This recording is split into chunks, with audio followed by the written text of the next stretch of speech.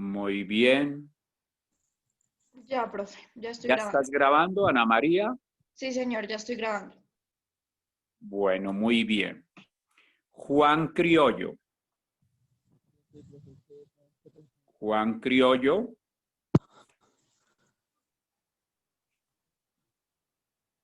Profe, Juan, sí. profe. Ah, bueno, el primer golpe de estado, yo sé si lo tengo acá. Juan, un momento, un momento. ¿Cómo hago para saber? Deja ver tu imagen, Juan. Juan.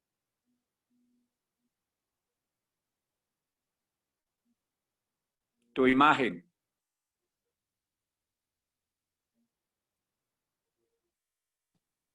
Profe, estoy sin cámara por el momento.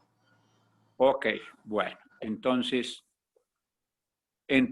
Señor, Juan, ¿qué es el Estado?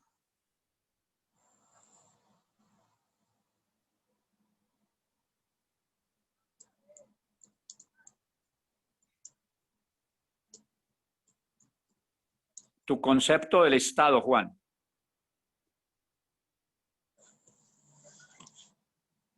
mi concepto de estado, sí, señor. Regálame un segundito.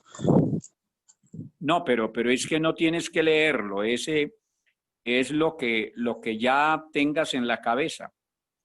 ¿Escribiste algún concepto del Estado? Sí, señor, eso es por eso fui a Bueno, buscar en mis apuntes, donde lo tomé. léelo. No es lo que esté en los apuntes, es que esa es una pregunta. Bueno, a ver, lee lo que tienen los apuntes, pues. Listo. Yo en mis apuntes tengo que es una organización constituida por un conjunto de instituciones de las cuales se ejerce el uso de fuerza aplicada de una población dentro de unos límites territoriales establecidos. Bueno, ahora, Y pues, con en base mi en eso que concepto, tienes apuntado. A ver, ¿cómo? señor. Ah, bueno, le voy a decir que ahora en mi concepto de lo que yo tengo como Estado, todo ese conjunto de instituciones o personas de las cuales se encargan de regir en un territorio.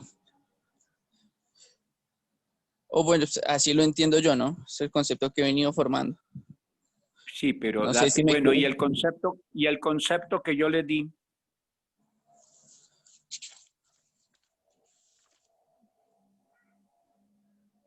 El concepto que yo le di, Juan.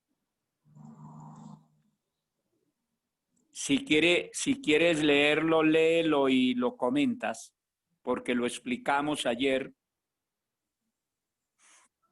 Sí, señor, regálame un segundito. Un desorden.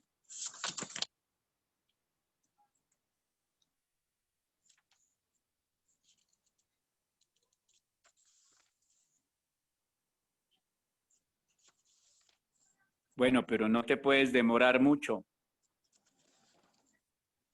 Sí, qué pena, profe.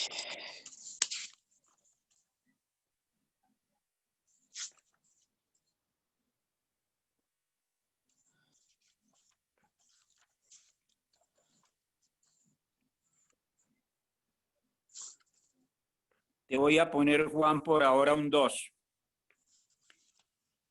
Si la próxima vez que te pregunte, me sacas un 5, te quito el 2, te hago ese pacto. Wilson Carrillo. Profe, ¿puedo decir algo? Qué pena. Andrés. Sí, sí, señor. Pues de la anterior pregunta que usted hizo, tengo presente que hay 6 características que son las que conforman el Estado. Que una de las más importantes que usted resaltó, que es la población, el territorio, el ejercicio del poder público, que el Estado también es A coactivo, ver, un momento, dominante. un momento. Esas no son características. Ok, Cuando te A ver, Andrés, ¿cómo es que se llaman esos? Pues son características, el No, no, que no, está. no, Elementos. espérate. Cuando yo los interrumpo es porque están equivocados y Sí, entonces tengo que corregirles la equivocación, no solamente al que interviene, sino al curso para que para que evite que el curso se confunda con unas apreciaciones que no son. ok, ok. Eh, entonces, te está refiriendo es a los elementos del Estado. ¿Qué son Sí, los señor. elementos del Estado? Pues lo que le digo, pues yo tenía presente que es la No, población, no, el no. territorio. A ver, un momentico, un momentico. Ustedes, si quieren aprender, tienen que precisar las cosas. No pueden tenerlas ahí en el aire. Sí, Entonces, no te voy un momentico, no te voy a calificar porque quisiste intervenir de manera voluntaria. ok, Entonces, ustedes no pueden tener ahí un conjunto de cosas eh, que las traten de cualquier manera porque así no es, porque así no aprende. Entonces, cuando tú ibas a referir a la población, al territorio y al poder político, esos son los elementos del Estado, es decir, las condiciones para que exista un Estado. Entonces, Perdón, profe. Andrés y alumnos todos, esto es precisando si queremos realmente aprender. Y para eso hay es que asistir a clase, por supuesto, condición para poder tener los elementos y luego ponerse a estudiar. ¿Ok, Andrés? gracias, profe, sí, señor. Que le Profesor, buenos rinda muy días. bien. Muy bien. Profe, Bueno, perdón, vamos a profe, avanzar un rato. Vamos a avanzar un rato. ¿Alguien iba a decir algo? Sí, señor. Sí, Puedo hacer una Zulma. para que me quede claro, qué pena con usted. Entonces, los elementos del Estado son la población, el territorio y el poder, y las Y características el poder serían, político. y el poder político, y las Sí, sí. características serían lo soberano, coactivo y dominante. Las características del poder del Estado, El poder del que Estado. no son todas, Sí, pero son tres de las principales, Zulma, que yo menciono en el concepto. Y por eso les dije, perfecto. el Estado es la Gracias, que tener principal claro. organización esencialmente política, jurídica y social, cuyo poder dominante, coactivo y soberano. Correcto, pero no son las únicas tres características del poder del Estado. Esas son las principales. Sigue. Perfecto. Sí, era que quería tener claridad entre esos dos. Ok, muy bien. ¿Algunas otras dudas? Muy bien. Entonces, Profesor, disculpe, yo sí a tengo una duda. Zulma, a ver, Daniel. Buenos días. Pues es que de pronto para que no se me vaya el hilo. Bien. Cuando usted en los golpes del Estado habla de un estado de sitio, ¿se hace referencia al estado de sitio como el movimiento de la séptima papeleta? No, señor. Por eso hay que leer bastante.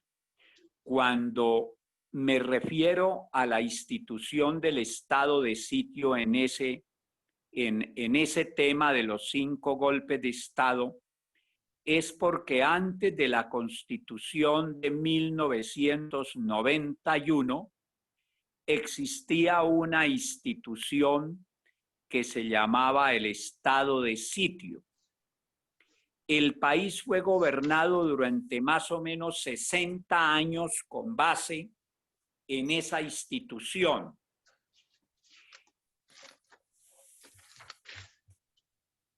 Les explico sintéticamente porque el tema es largo. Ahora en la Constitución están los artículos 212 a 215 que tratan sobre los estados de excepción, de los cuales ya les hablé. Y los estados de excepción son el estado de emergencia económica, ecológica y social, que ha sido declarada este año en 2 oportunidades a raíz de la pandemia, el estado de guerra y el estado de conmoción interior.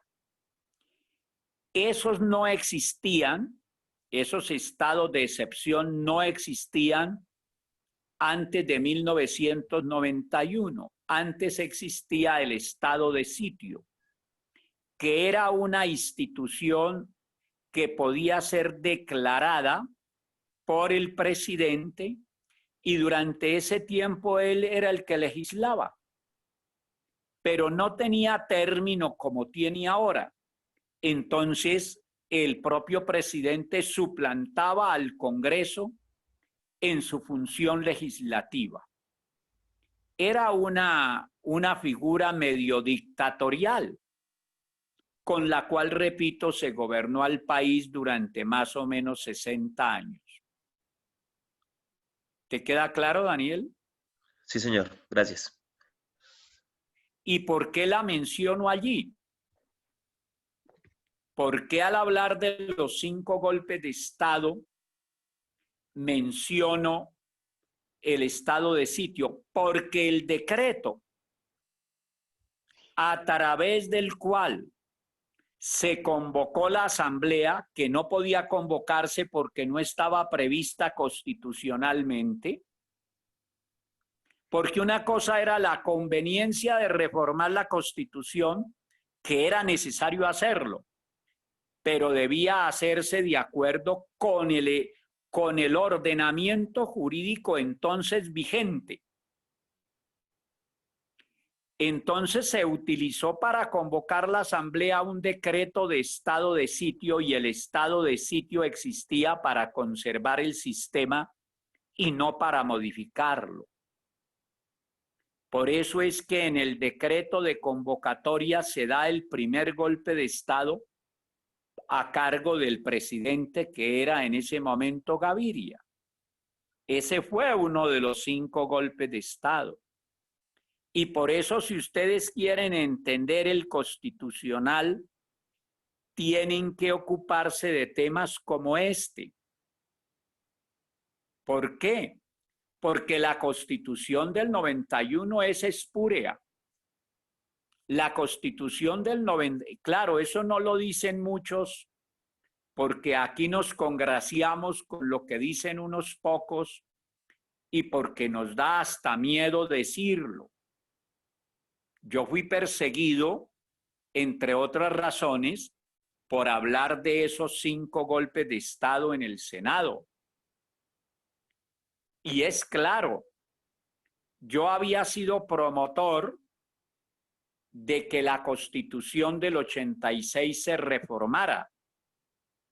Era demasiado conservadora, era demasiado centralista, tenía muchos problemas ya. Debía reformarse, pero no llevándose de tajo el ordenamiento jurídico. Como se llevaron de tajo el ordenamiento jurídico, por eso se dieron en ese proceso constituyente 5 golpes de Estado. Ese capítulo no debe ser leído, debe ser estudiado para que ustedes entiendan cuál fue el origen de la Constitución de 1991, que nació viciada. Y cuando algo nace viciado, pierde piso, pierde legitimidad. La Constitución tiene muchas cosas buenas que deben conservarse, pero el mismo proceso constituyente que la originó fue espúreo. Por eso los 5 golpes de Estado y el golpe de Estado permanente que hubo. Entonces yo no les pongo lecturas sobre temas que no sean sustanciales, uno debe ocuparse ante todo de lo sustancial. Lo insubstancial es muchísimo, pero es mucho más importante lo sustancial porque de eso depende lo elemental. Por eso es mucho más importante el derecho constitucional que las otras ramas del derecho, porque todas se desprenden del derecho constitucional, porque todas dependen de él, porque lo establecido en la Constitución tiene que tenerse en cuenta y con base en la Constitución es que se expide el resto del ordenamiento jurídico. Disculpe, profesor. ¿Te Entonces, quedó claro? sí, señor. Entonces, los 5 golpes de Estado son cuando el presidente de la República convocó a la Asamblea, cuando la Corte Suprema declaró constitucional el decreto del presidente, cuando la Asamblea excedió sus facultades en asuntos diferentes aprobados por los sufragantes, cuando se prohibió al Congreso ejercer sus funciones porque se les ordenó receso y cuando se sancionó la nueva Constitución porque la Asamblea había sido convocada para reformar, no para cambiar la Constitución. ¿Son esos los 5 golpes? Así es. ¿Tú estabas leyendo o no? Pues ahorita estaba verificando porque no me había quedado claro uno, los había relacionado. Correcto, pero más muy bien. Muy bien, pero te pregunto, cuando hablaste, ¿estabas leyendo o no? Sí, estaba guiándome sobre las pautas de los apuntes, porque no me los aprendí. Ok, es que te iba a zampar un 5, pero te felicito por tu honradez, Diana. Esos son los 5 golpes de Estado, pero no basta con enumerarlos, sino con ponerse a estudiarlos para entenderlos y para que ustedes tengan claridad sobre lo importante que es la historia constitucional y lo van a profundizar más porque aquí estamos viendo es el constitucional general. Sí, señor. Pero resulta que como el constitucional particular, en este caso el constitucional colombiano, es desarrollo de todo esto que estamos viendo, pues hemos avanzado ya bastante en temas del derecho constitucional colombiano, que es la manera para entender la teoría. De ahí que en su estudio siempre será básico combinar la teoría con los casos. Y por eso un caso, y el caso más importante, lo vamos a ver una vez que tengamos la teoría a través del libro La justicia al servicio de la política. ¿Por qué a través de ese libro? Pues a través de ese libro porque es el caso que más conozco y es el caso que más elementos tiene de derecho constitucional que les permite aterrizar más la teoría que estamos viendo. De modo que te felicito. Esos son los 5 golpes de Estado. Sí, y señor. entonces ahora... repetir, compañera, disculpa. Perdón, es que tengo una pregunta sobre el primero. Cuando el presidente de la República convocó a la Asamblea, que su merced dice que es un golpe de Estado, pienso yo que cómo hubiera entonces funcionado para que se contabilizaran en los votos, porque él convocó a la Asamblea fue precisamente porque el pueblo votó, el pueblo fue y depositó esa papeleta, porque querían esa Asamblea. No, para ahí. La pregunta muy concreta es ¿por qué hubo golpe de Estado en la convocatoria de la Asamblea? Ya les había dicho, pero les repito, el artículo 218 de la Constitución de 1886, que estaba vigente en ese momento porque era la Constitución que nos regía, establecía, léanlo, yo lo cito en el libro, pero vayan, los que no tengan el libro, si lo tienen mucho mejor, Vayan a la Constitución del 86 y encontrarán que en la Constitución del 86 se establecía que ella solo podía ser reformada por el Congreso. Entonces Gaviria, al expedir el decreto de convocatoria de una asamblea, dio el primer golpe de Estado porque no podía él convocar la asamblea, porque lo que estaba vigente era que la Constitución solo podía ser reformada por el Congreso. Disculpe, Entonces, ¿qué tenía que hacerse primero para poder convocar una asamblea? Jurídicamente hablando, pues haber reformado la Constitución del 86 para establecer como uno de los mecanismos para reformar la Constitución la Asamblea Constituyente, como fue establecido en la Constitución del 91, pero en ese interregno se actuó en contra de la Constitución, luego se dio un golpe de Estado al convocar una asamblea que no estaba consagrada constitucionalmente como mecanismo de reforma. pero en ese entonces no existía la soberanía que ahora tiene el pueblo, porque pues aunque el presidente Gaviria hubiera sido el que hizo posible la convocatoria de esa asamblea, el pueblo fue el que la solicitó, o sea, no lo hizo como a lo que se ve, porque ese era un movimiento que venía desde antes de que él fuera presidente, que no fue él el que la incitó, sino era el movimiento estudiantil. Ahí como se hubiera hecho porque el pueblo era el quien lo pedía.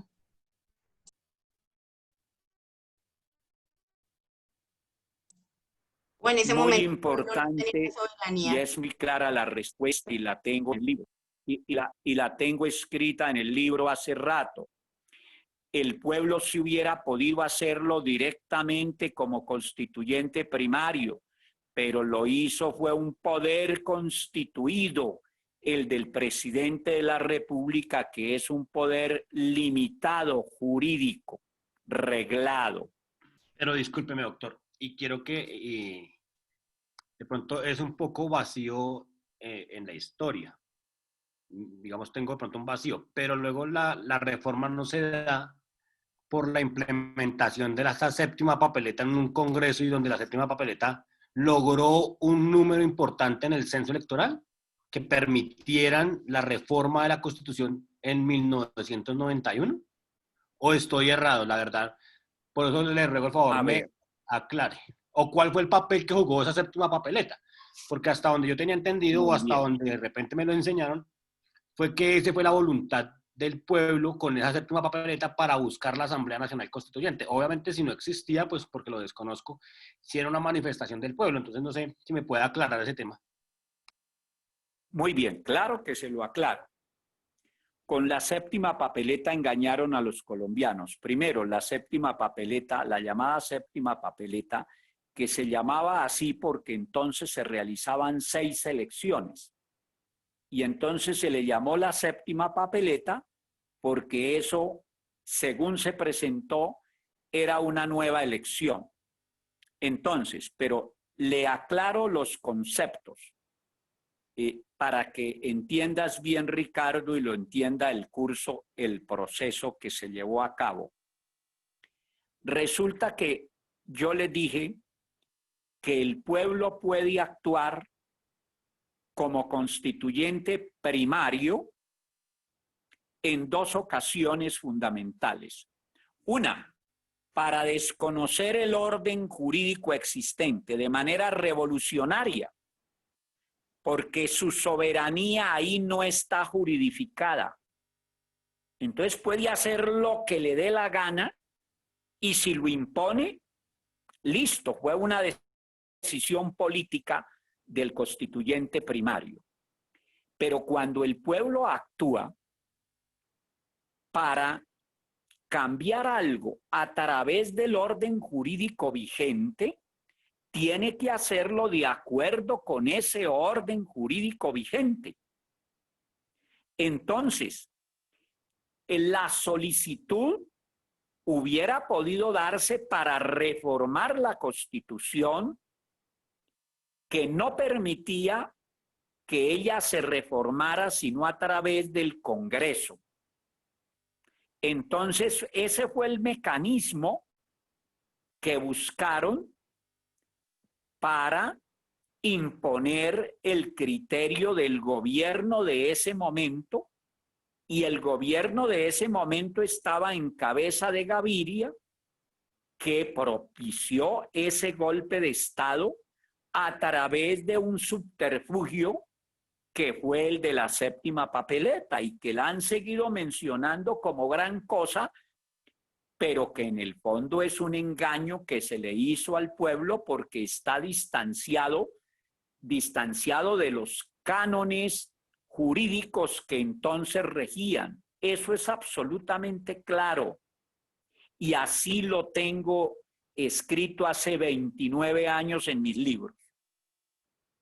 Si te quedó claro y si no, dime qué no te quedó claro. No, es que lo que no me queda claro es cuando usted dice que engañan al pueblo con esa séptima papeleta. Para mí tenía claro que esa séptima papeleta era la consulta popular, ¿sí? La consulta que se le hacía a la ciudadanía para que en un séptimo tarjetón, por llamarlo así, decidieran si queríamos o no una reforma a la Constitución, ¿sí? Y que le diéramos el vuelco a cómo venía el país, obviamente por toda su situación que se vivía de violencia. Ya está claro, le interrumpo, ya está claro tu idea. Eso en cuanto al pueblo se refiere, sí, pero no con la intervención de un poder constituido. Yo he repetido mucho lo de los poderes constituidos y no lo voy a repetir hoy porque lo he repetido bastante, Ricardo. Si tú tienes bien claro qué son los poderes constituidos y cómo deben actuar, entonces el pueblo hubiera podido actuar, pero no a expensas, no bajo el paraguas, no bajo la promoción del presidente de la República, que implicaba un poder eminentemente constituido, como lo implica ahora también, y que por tanto no podía promover una reforma constitucional, sino como estaba prevista en la Constitución, y le repito que estaba prevista en la Constitución en el artículo 218 de la Constitución del 86, según el cual la Constitución solo podía ser reformada por el Congreso a través de un acto legislativo y no a través de una asamblea constituyente. Muy bien, ¿alguna otra pregunta? Entonces, hacemos una pausa y seguimos, como siempre.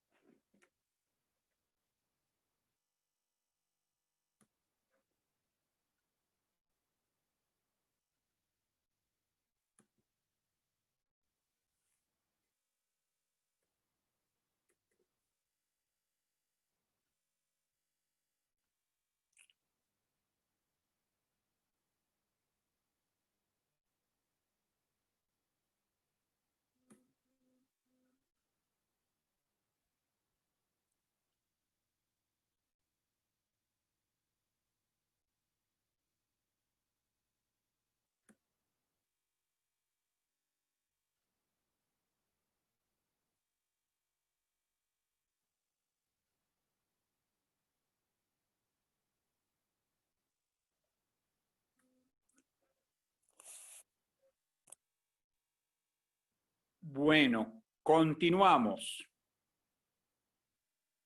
Estamos 36, Zulma, o sea que para la falla estamos 36, o sea que estamos 35. ¿Ok? Sí, señor, porque es que hay alguien que ha entrado y ha salido, pero no. Bueno. Entonces, vamos los que tengan el libro, vamos a la página 115.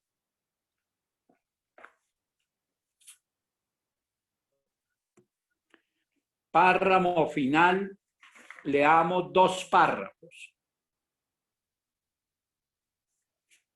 El párrafo final de la 115 y el primer párrafo de la 116. Doctor, buenos días. El párrafo que usted menciona es el siguiente.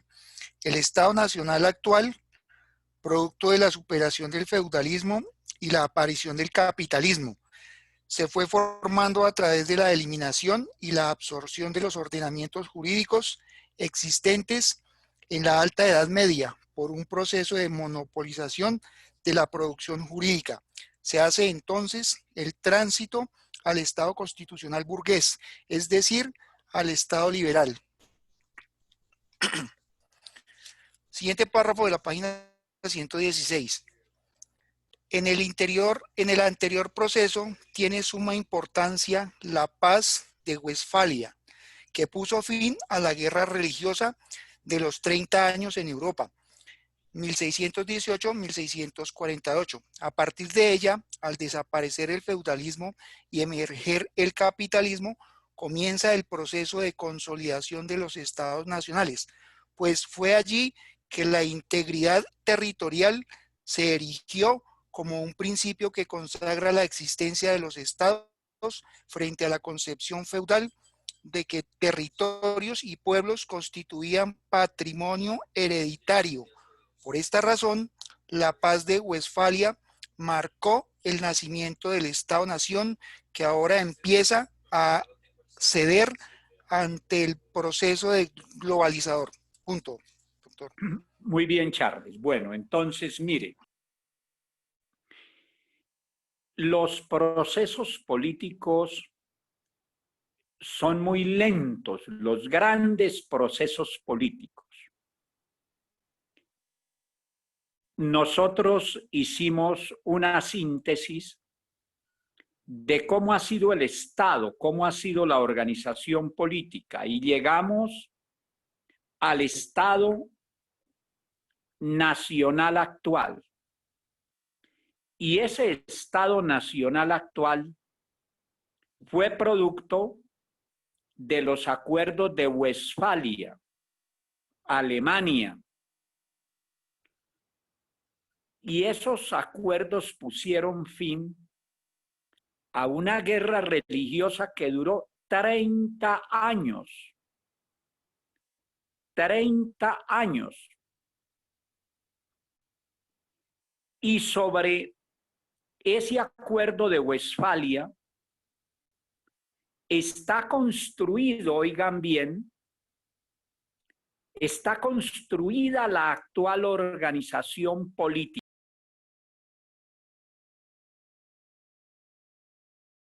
Supremamente importante ese proceso y lo que ha pasado después de él. Por eso digo en el párrafo final de la 115, el Estado Nacional actual, repito, producto de la superación del feudalismo, el Estado actual surgió al haberse superado el feudalismo, al haber concentrado el poder en el monarca. Y con la desaparición del feudalismo apareció el capitalismo. Entonces, el constitucionalismo, del cual les he hablado ya en varias oportunidades, el constitucionalismo que es base esencial en el estudio del derecho constitucional general, porque ¿qué hace el constitucionalismo? El constitucionalismo dice cómo es la Constitución. El constitucionalismo se concreta jurídicamente en la Constitución, porque el constitucionalismo es un movimiento liberal, o sea, que en el campo político es liberalismo, en el campo económico es capitalismo. Y ese constitucionalismo que dio origen al Estado Nacional está en crisis.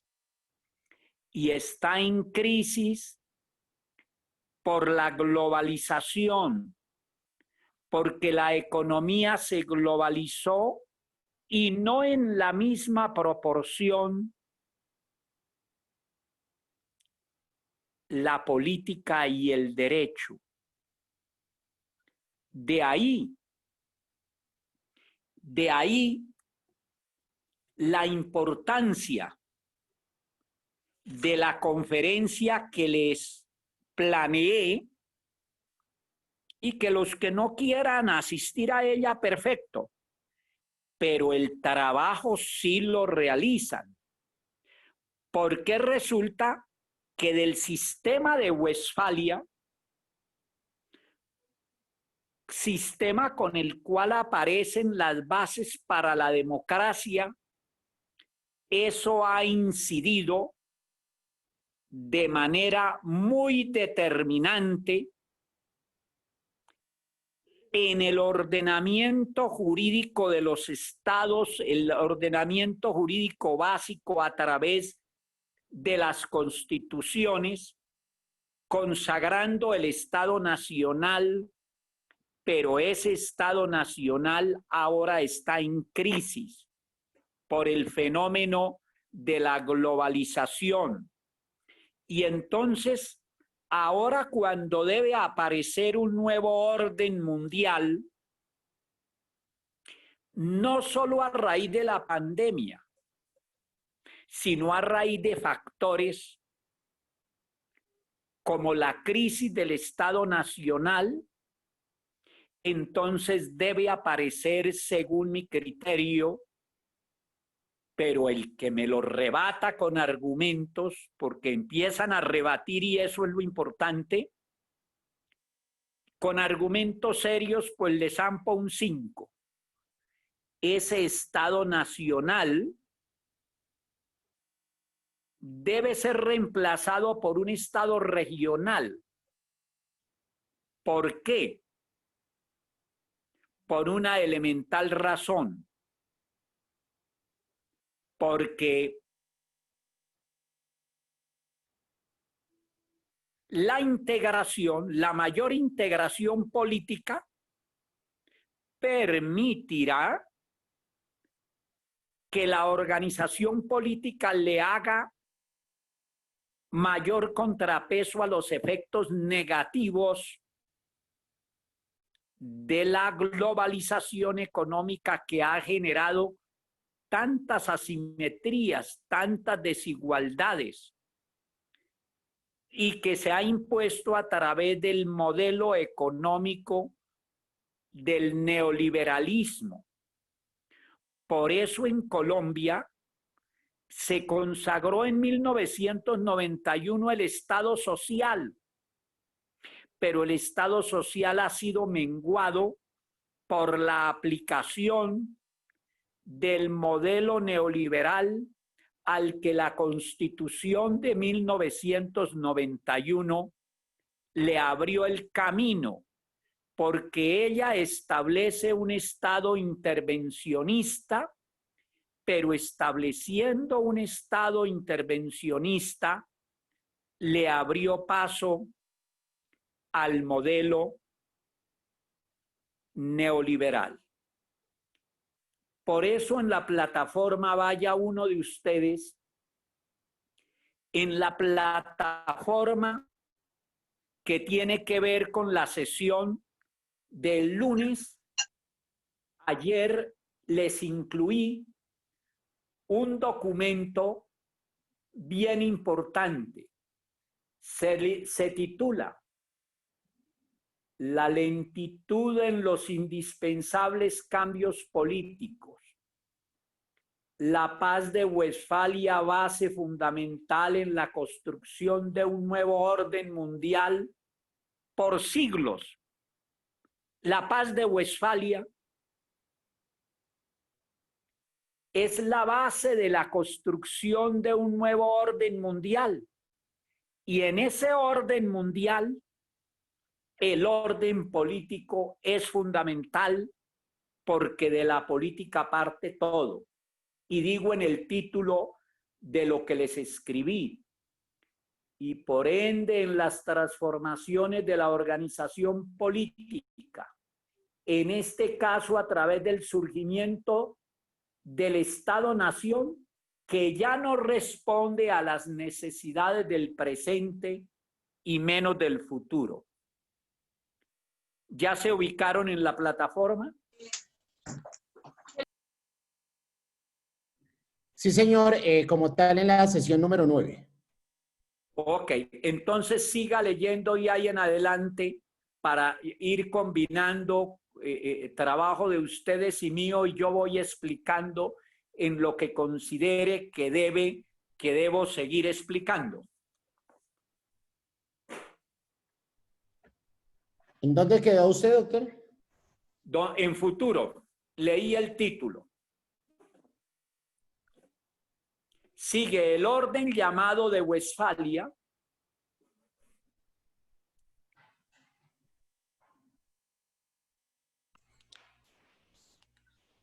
Doctor, lo tengo a la mano. Dice, el orden llamado de Westfalia u orden westfaliano se refiere a las reglas de gobernanza internacionales establecidas en Europa en 1648 y que tienen importancia capital porque definieron la esencia de las relaciones internacionales a lo largo de varios siglos.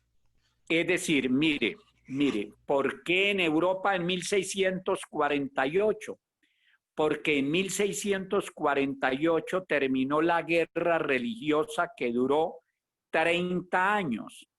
Entonces, aquí menciono que tiene importancia capital porque definieron la esencia de las relaciones internacionales a lo largo de varios siglos. Y me faltó escribir no solamente de las relaciones internacionales, agreguémosle de las relaciones internacionales a lo largo de varios siglos y de la organización política, porque a raíz de Westfalia es que aparece el Estado Nacional, que es la forma de organización política que tenemos actualmente. Pero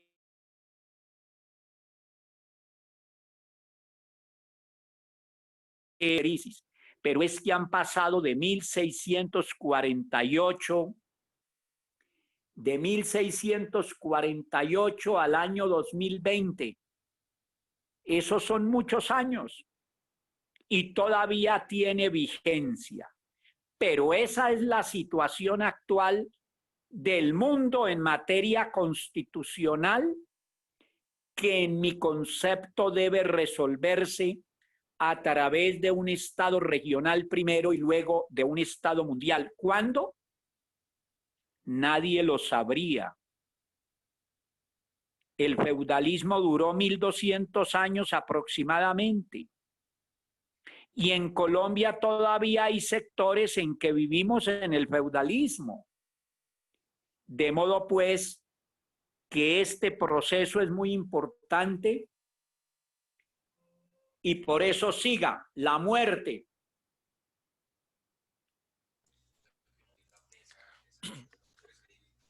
La muerte del orden westfaliano, a menudo anunciada, nunca nunca totalmente pronunciada. Es más complicada de delimitar en la medida en que las reglas de conducta pautadas en Westfalia en el siglo XVII han evolucionado con el tiempo, pero sin que haya un verdadero cuestionamiento de los principios básicos subyacentes a esas reglas, para bien y para mal. Es entonces en relación a ellas que debe definirse cualquier sistema de gobernanza internacional o global que pretenda cambiar el orden actual.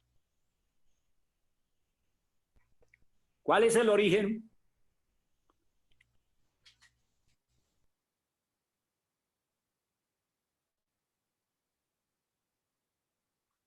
Siga. Doctor, continúo. ¿Cuál es el origen del orden westfaliano? ¿Cuáles fueron su naturaleza y su esencia? ¿Qué persiste de ellas hoy en día? Continúo. El orden westfaliano fue el fruto de las negociaciones que pusieron fin a la terrible guerra de los 30 años. Estamos hablando de 1618 a 1648 y que tuvieron lugar en dos ciudades de Westfalia, Alemania, Münster y Osnabrück. La guerra de los 30 años devastó a Europa, en particular a Alemania, y mezcló las fuertes tensiones religiosas que sacudían al continente el siglo anterior, con una lucha de poder geopolítico que opuso al imperio Habsburgo a los estados modernos emergentes como Francia, Suecia, Dinamarca y Países Bajos. Las negociaciones diplomáticas duraron años mientras el conflicto se propagaba por el continente. Tenían en vista dos objetivos: poner término a la guerra y segundo, garantizar que no pudieran desatarse otros conflictos de esa índole.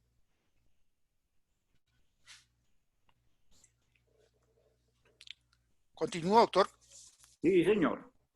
Al mismo tiempo, cada país deseaba salir del conflicto con la mayor ventaja posible, determinada por los resultados obtenidos en el transcurso de las numerosas batallas que fueron marcando el paso de la guerra. El fracaso de los tratados de paz procedentes, especialmente la Paz de Habsburgo, 1555, brinda a los diplomáticos las bases y contraejemplos a partir de los cuales trabajar. El resultado no fue la realización de una paz perpetua, sino el mantenimiento duradero de una estabilidad geopolítica a escala del continente, por lo menos hasta la Revolución Francesa, que vino a trastocar todo el edificio. De 1640...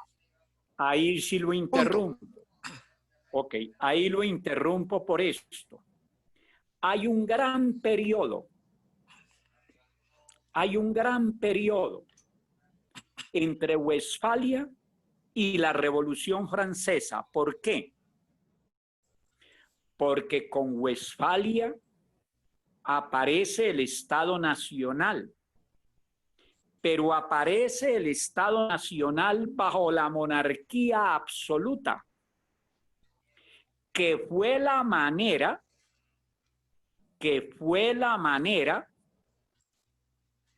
de combatir el feudalismo. Acuérdense que en el capítulo 1 de mi libro, y ustedes dirán, ¿por qué ese pisco insiste tanto en sus libros? Pues porque es que son buenos. Es que yo llevo 40 años de profesor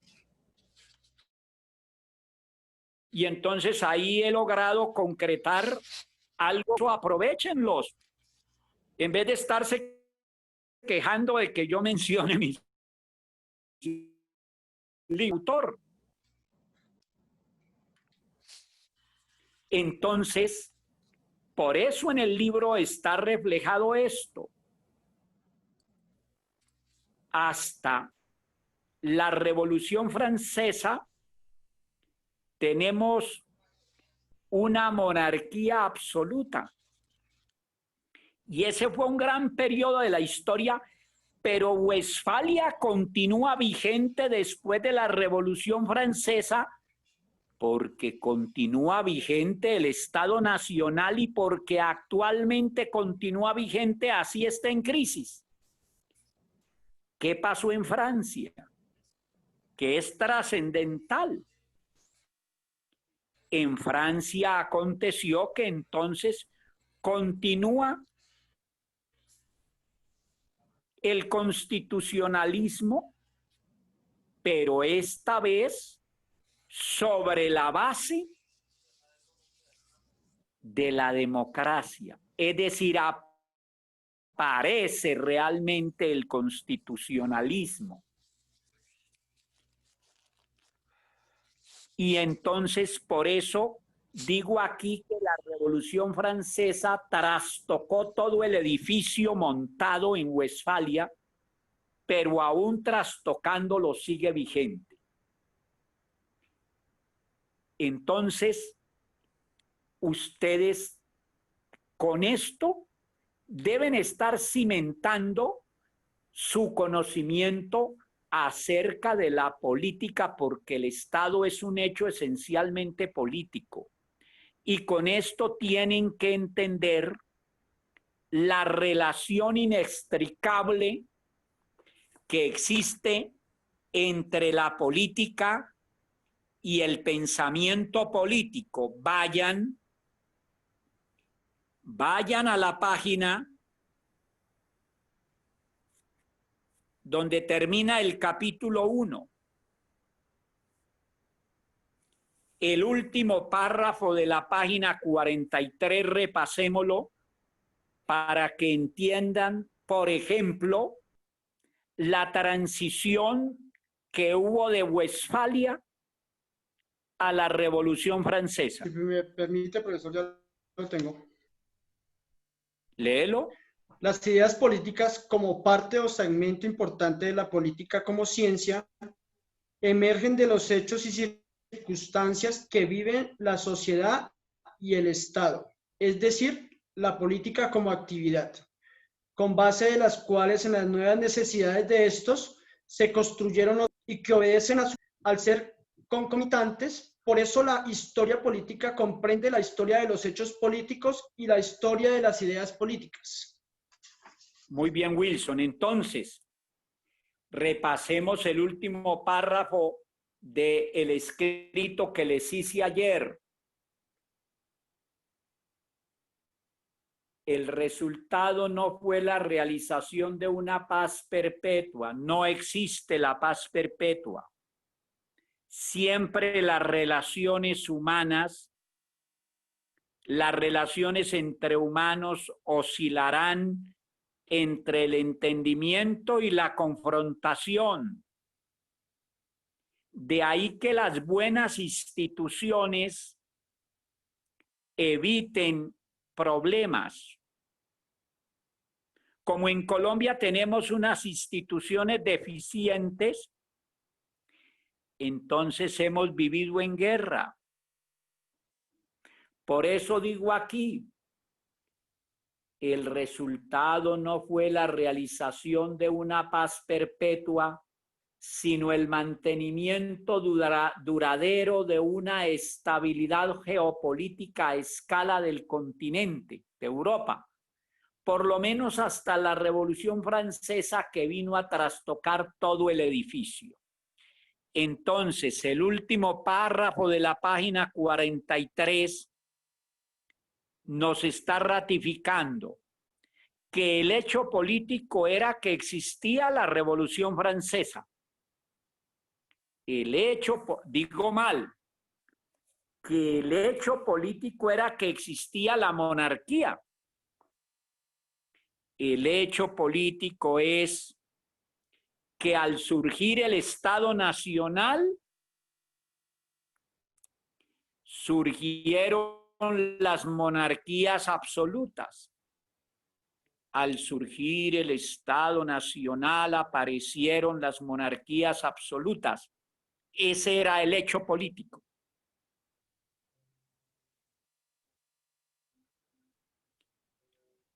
Pero aparecieron también ideas en contra de ese hecho político. Es decir, apareció el pensamiento liberal. Entonces, ese hecho político va a ser transformado a raíz de ese pensamiento político. Y esa transformación va a dar lugar a la Revolución Francesa. Y aparece el constitucionalismo moderno.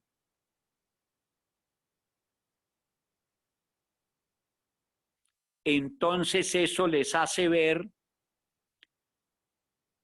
la completa relación que existe entre el hecho político y el pensamiento político, porque con base en ellos dos se construyen nuevos escenarios, es decir, surgen nuevos hechos políticos.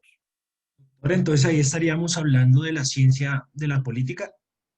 Claro, por supuesto. Es que aquí no estamos hablando sino de ciencia política, porque la política como actividad, aquí no estamos hablando de que usted fue a votar. Ese es un hecho político, una actividad política, una simple actividad política. Siempre que se describan los hechos, se interpreten y se analicen, hay ciencia política, que es lo que es muy escaso en Colombia y por eso aquí hay politiquería. Y también que se haga una crítica a esos fenómenos políticos, doctor, ¿cierto? ¿Que se haga qué? ¿No te escuché bien? Una crítica a esos fenómenos políticos. Por supuesto, muy bien. Es que dentro del análisis del hecho político tiene que estar la crítica del hecho político, sí señor, y del propio pensamiento político. Entonces, cuando se estudia el derecho constitucional exegéticamente, no se hace nada. Ustedes han visto que yo no los pongo a leer artículos de la Constitución.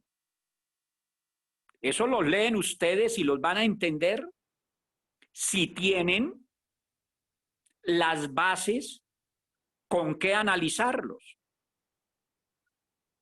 Entonces, cuando ustedes estudian la Constitución colombiana en el siguiente periodo, que ojalá que les tocara conmigo para que siguieran aprendiendo bastantico y no poquitico, van a ver que como hemos hablado del constitucionalismo y seguiremos hablando, entonces como es el constitucionalismo, es la Constitución. Entonces es elemental que el constitucionalismo se concretiza en la Constitución y que las bases de ese constitucionalismo que justamente da lugar a él, la Revolución Francesa, que cambió los moldes de Westfalia, pero aún así Westfalia siguió vigente. Esos moldes son la soberanía popular, la separación de funciones, los pesos y contrapesos de que luego hablaremos y que los tengo explicados en el capítulo 14 de mi libro, El Estado y la Constitución. Léanselo. No ahorren 5 centavos para comprar libros. No es lo mismo ir a un escrito que uno no puede subrayar y no puede anotar y no puede comparar la página tal con la página tal. Dejen la pereza intelectual. ¿Qué página, profesor? Órdense de verdad. Doctor, discúlpeme, tengo una apreciación. No. Ese capítulo empieza, ya le digo, aquí si usted tiene el libro, empieza en la página Doctor, 132. No, 295. Léase a propósito la frase que le pongo a ese capítulo para que ustedes se orienten más acerca de lo que les estoy diciendo. Doctor, escúcheme, tengo una inquietud. Siendo las ramas del poder. Un Segmentos. momento, vamos a leer esa frase y ya todo lo que tengo. Segmentos de él y en consecuencia parte de Léala. la Constitución. Lo estoy leyendo, sí, señor. Dice, título número 13, las interacciones en las ramas. Siendo las ramas del poder segmentos de él y en consecuencia partes de la Constitución y por ende del Estado, la separación funcional y los pesos y contrapesos estrechamente ligados dan lugar a interacciones de supremacía, colaboración, injerencia, interferencia, puntos de encuentro y relaciones de control y dependencia. Todo lo cual debe producir una articulación total del poder en el cumplimiento de los fines del Estado. Las 5 ramas que en la práctica existen en la organización institucional colombiana ejercen en diferente grado, condiciones y medida las funciones de la soberanía estatal juridificada y por lo tanto limitada.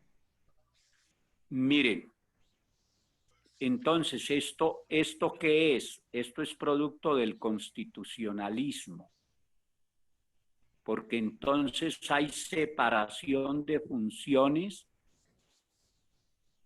y eso fue lo que se hizo en la Revolución Francesa, donde apareció la democracia, porque con ella se combatió la monarquía absoluta, que había sido importante en su momento,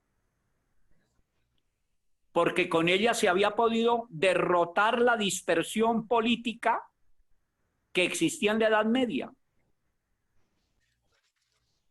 Allí apareció el Estado Nacional todavía vigente, en crisis, pero todavía vigente. Por eso la exposición del magistrado Germán Bula, supongo que deberá reflejar esa crisis para dar paso a unas transformaciones políticas, es decir, para hacerle reformas al Estado, pero de fondo. En mi concepto, el siguiente paso, lo repito, debe ser el de Estado regional.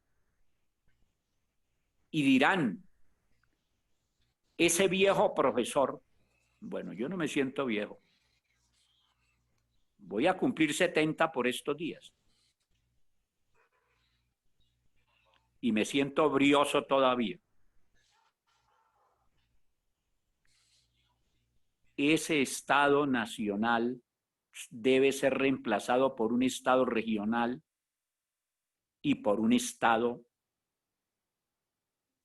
mundial luego. Cada vez la organización política va cubriendo más espacios territoriales. Venimos de la ciudad-estado, vamos en el Estado nacional, transitaremos por un Estado regional y llegaremos a un Estado mundial. ¿Cuándo? La respuesta se la doy diciéndoles que la Edad Media duró unos 1200 años, que Westfalia se dio en 1648 y todavía, aunque esté en crisis, sigue de pie.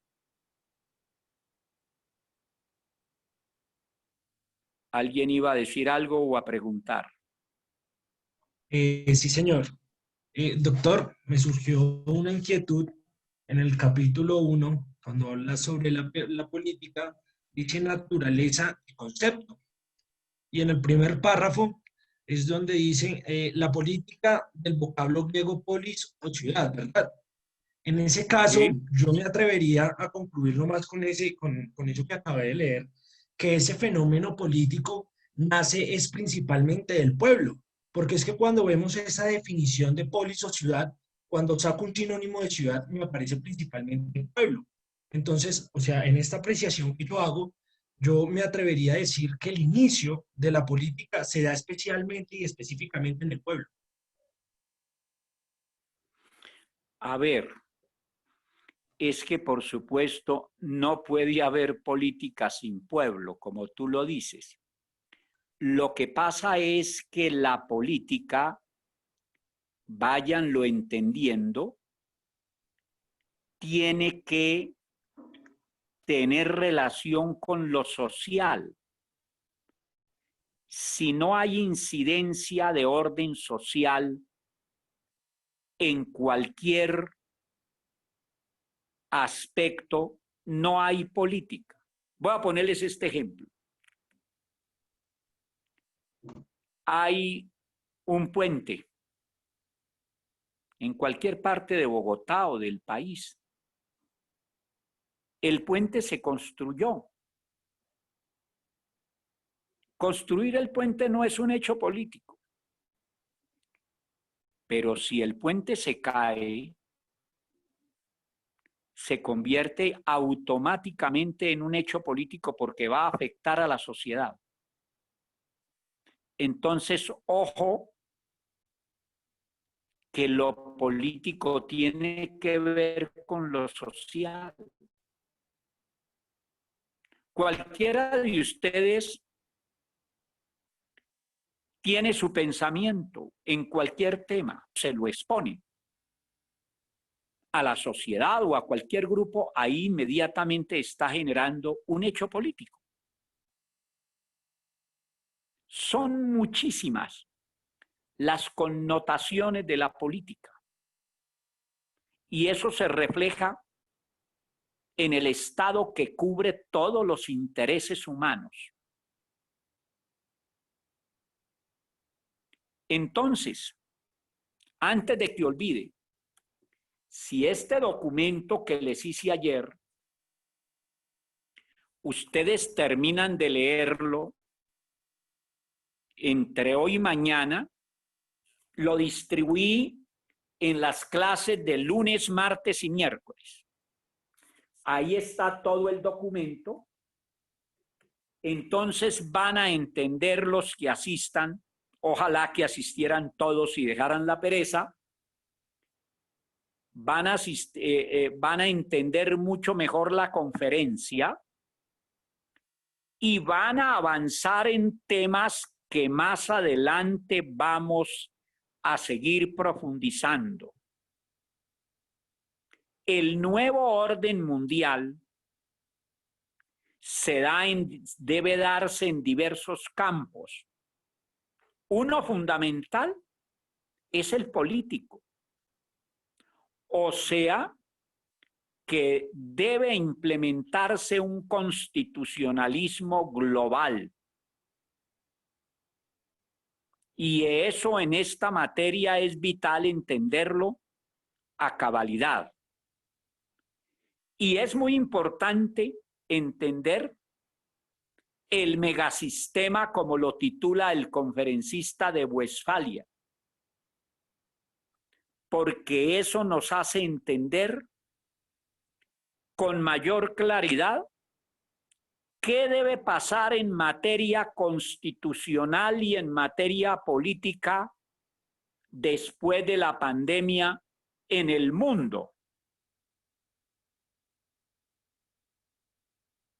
Donde los cambios deben ser importantes, porque cada hecho político trascendental ha dado como resultado unos hechos políticos bien importantes y por tanto constitucionales.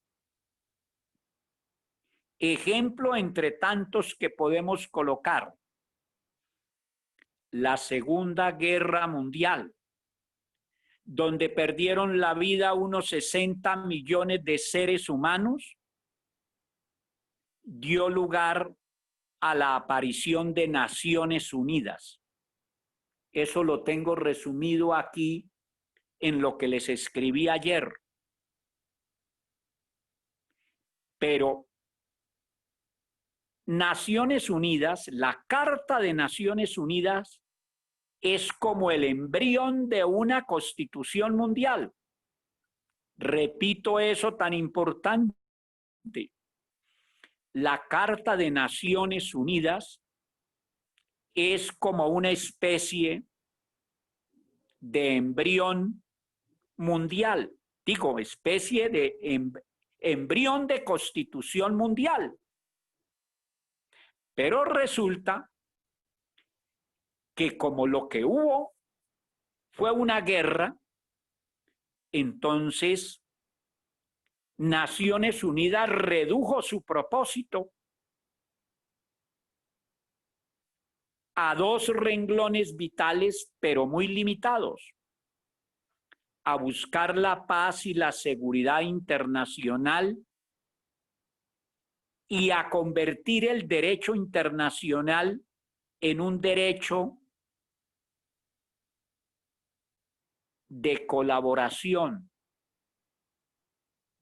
en un derecho muy limitado. Naciones Unidas no tiene mayores dientes.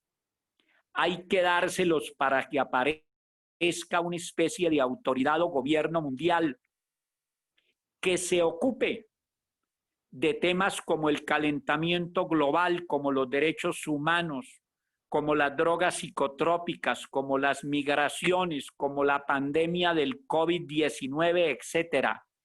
Es decir, para que se ocupe de tantos aspectos que afectan al ser humano en su conjunto y que por tanto tienen que tener un tratamiento global. Ese es el constitucionalismo global. Yo me leí una obra hace un tiempo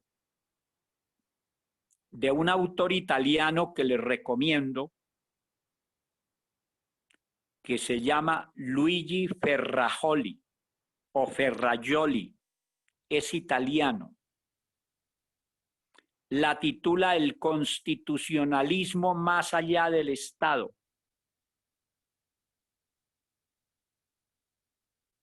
Vital para entender esto. Ya me cansé y está temprano. Faltan 7 para las 10. Entonces, el lunes asistiendo a la conferencia o no asistiendo, tienen que ocuparse del tema de la conferencia. Quienes no asistan, les di las bases en el escrito que tengo aquí, pero ese es el mío, el que estábamos leyendo. Pero el ideal es que confronten lo que yo les digo con otras versiones. No se queden con una sola versión. Doctor, discúlpeme. No se queden con una sola versión, señor. Respecto a aquello, si se acuerda que al principio de la clase yo le pedí con el mayor respeto que si se podría grabar la clase y usted me dijo que sí. Me gustaría saber si se tiene esa posibilidad de grabar la clase, porque sé como el profesor afirma o dice que los que no puedan, pues no pueden y que ya tienen el escrito. Pero en ese caso, si la compañera muy amablemente, Ana, nos puede facilitar hacer la grabación de esa conferencia del día de mañana, si usted obviamente lo permite, doctor. Claro que sí, por supuesto. Ah, listo, perfecto. Profe, buen día. Mañana cuando Ana esté, y ojalá que insistieran la gran mayoría, porque tienen que hacer el trabajo sobre ese tema, entonces, Ana, si yo inmediatamente la veo, le abro el micrófono, es decir, le autorizo la grabación, por supuesto. Profe, buen día. Señora. Señora, ¿cómo estás? Profe, ¿será que yo le podría leer mi escrito sobre Estado Social de Derecho? Sí, pero no ahora porque ya terminamos la clase. Téngalo listo y mejórelo para cuando le pregunte, y si no le pregunto sobre él y es tan bueno, pues nos va a aportar. No se les olvide. Allí hubo un estudiante, me parece que se llama Andrés, no sé, hizo un excelente escrito sobre el Estado social. Entonces, no se afanen porque a algunos no les haya alcanzado a escuchar. Los voy a escuchar a todos y varias veces. Y el que va muy bien corre el riesgo de que si no sigue con la dinámica de estudio, pueda desmejorar su nota sustancialmente. A mí me ha pasado esta experiencia. Los que a veces empiezan más mal, terminan muy bien porque entienden que el asunto es estudiando y entonces terminan aprovechando su curso adecuadamente. Pero por regla general, los que empiezan bien, terminan bien porque esa es una dinámica. El estudio debe tener un requisito fundamental, indispensable: sentir ganas. Eso quiere decir que si uno tiene el hábito de estudio, esto lo hace con ganas y no por tener un simple título. Ese vale muy poquito. De modo que nos vemos mañana. Les voy a mandar la invitación a todos en el grupo que creé para invitarlos, y Anita les graba a los que no puedan asistir, pero teniendo al expositor de frente, podrán preguntarle e intercambiar ideas con él. Es muy importante que ustedes entonces se lean lo que yo les escribí y repasen lo que les he dicho para que tengan argumentos con qué preguntar mañana a los que puedan asistir. Nos vemos mañana y el lunes. Que les rinda. Gracias, profesor. Hasta luego, profesor. Muchas gracias. Gracias, profe. Buen día. Buen día.